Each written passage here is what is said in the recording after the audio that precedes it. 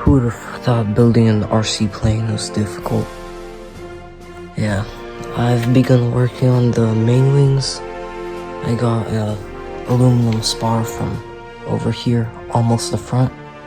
That'll be a crash zone, so nothing bends like the metal. And then it goes all the way to the back with a wooden extension.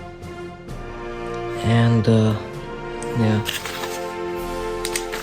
For the elevator, I will use a 22 kilogram servo coming from here, the back there, right? So the servo will come from here, the arm will go like that. There will be a U-link going into here, making that side go up and down. Just like here.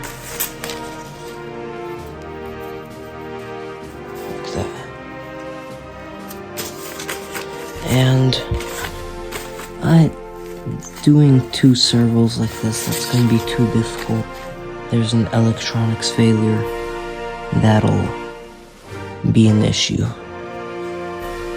So, happy flying.